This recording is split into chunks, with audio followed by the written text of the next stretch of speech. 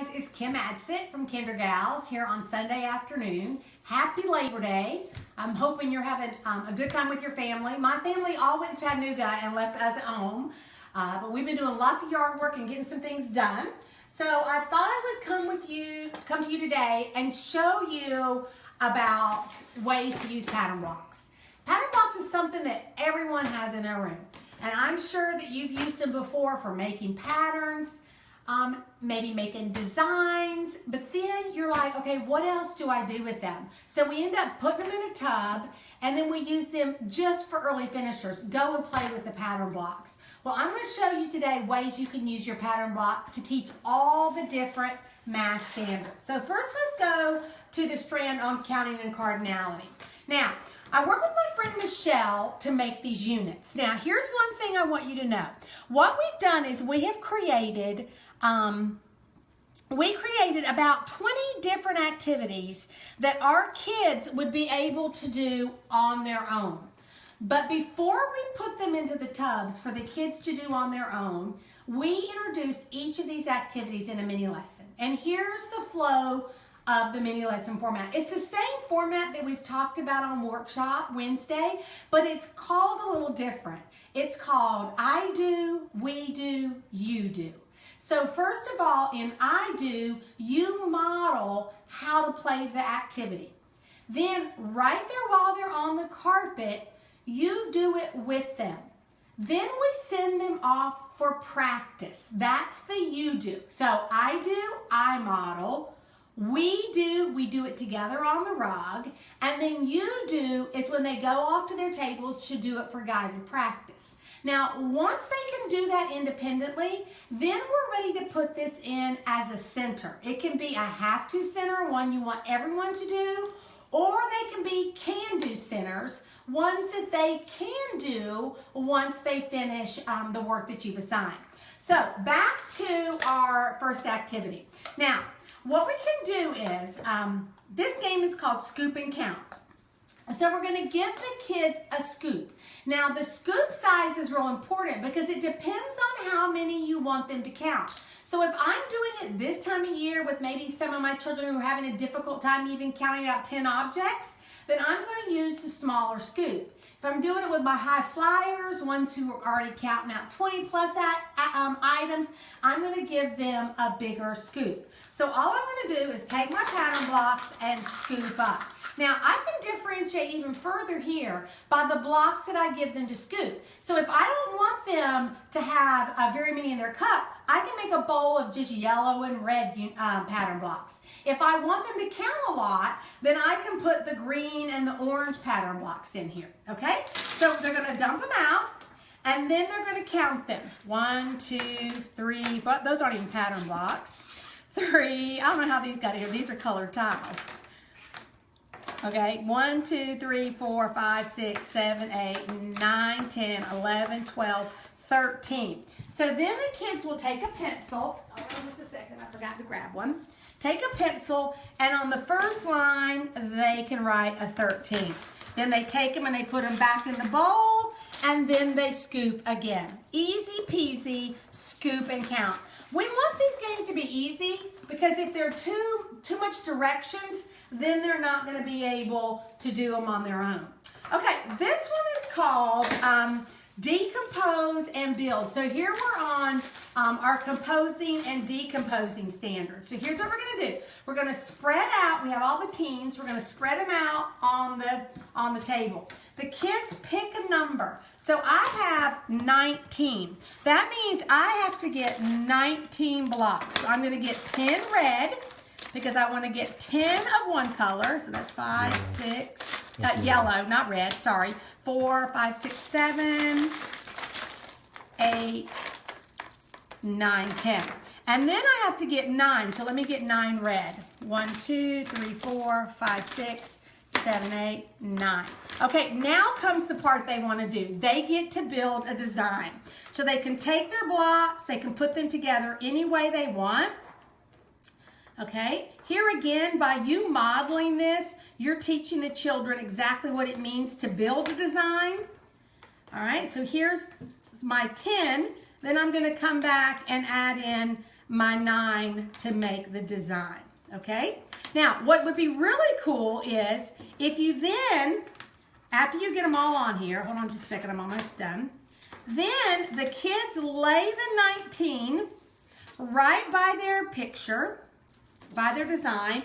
They can take their iPad, take a picture of it, then later you can print those out or just look at them to see if they actually counted out the right number of blocks to match the number. And then you can also make this into a class number book, okay? All right, the reason why I like this one for early finishers is because there's no recording page. So really, there's nothing for me to have to go back and look at. Okay, now let's look at our addition and subtraction standards. So this is called baggy subtraction. So what I'm going to do is I took a baggie and I drew a line down the middle. And I'm going to put the blocks over here. Now, I can put however many blocks I want over here. Then I'm using just a regular 6-sided dot dice, but you can make your dice have just 1, 2, or 3 dots on each side if you only wanted to have 4 blocks in there, okay?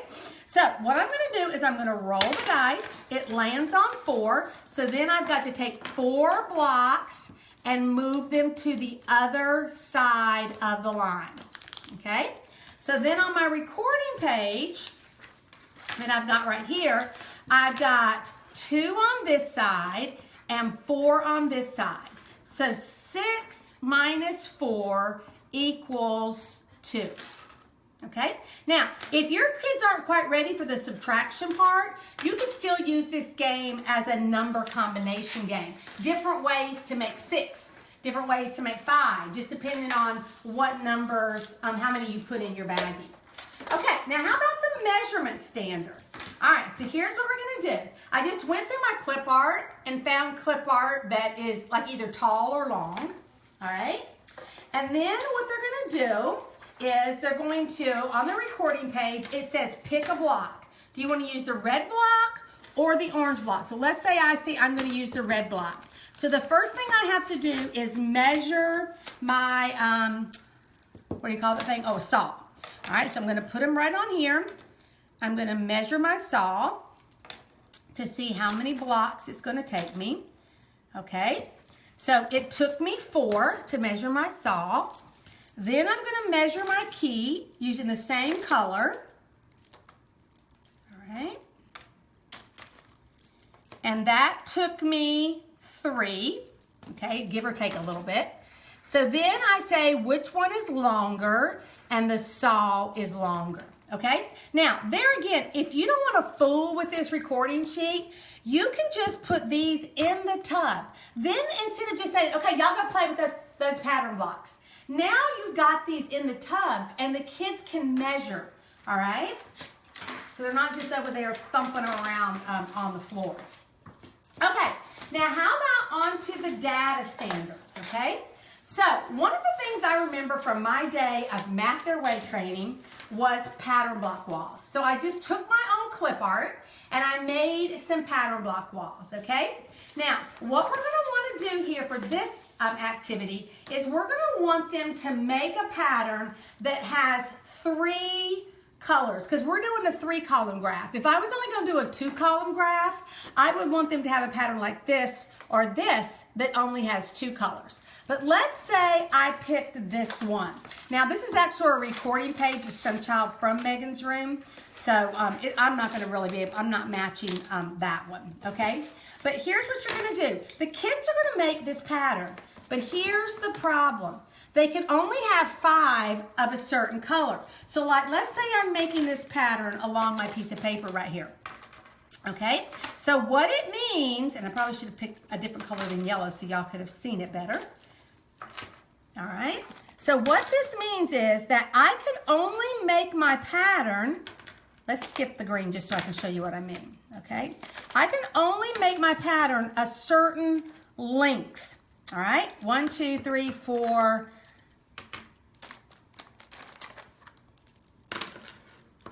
5, all right? Maybe I only want to make my pattern this long because I've got 5 yellow. So what you're going to have to do is you're going to have to pre-cut your sentence strip.